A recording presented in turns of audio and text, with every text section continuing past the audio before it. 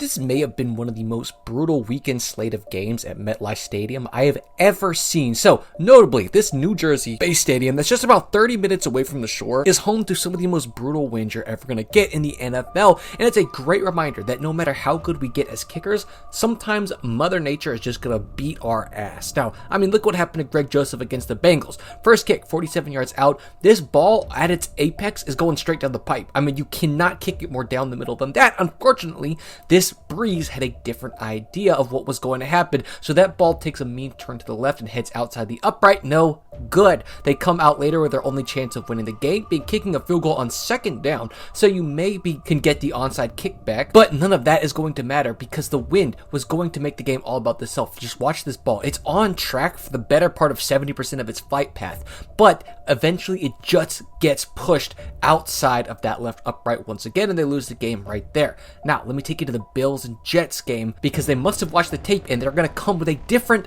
game plan than Greg Joseph had, okay? So Zuerlein, you can see on his first two makes, he is kicking this ball as low as humanly possible just to make sure it doesn't get cut by this wind. And you're going to see in second why that he does that, but you could probably explain Tyler Bass's horrendous missed extra point by trying to hit that ball lower, because to hit the ball lower, you have to make contact higher on the ball, and if you miss-hit that even just a little bit, you're going to hit this helicopter-looking kick, and it's going to look horrible, but he's probably just trying to keep it under that gust. But what happens when both of them have to try to kick it higher because they're from further back?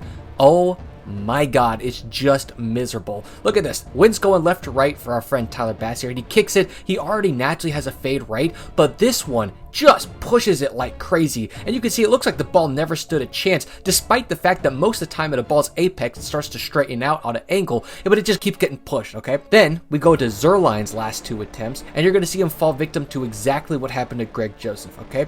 Two very playable balls. They both start off down the middle, or at least inside the uprights, and they're going to hit their apex, and as they start to descend, both times they're going to doink off that left upright as they get pushed. New York kickers collectively went 3 for 8 this weekend, and that's just the MetLife effect. I will never be jealous of kickers ever.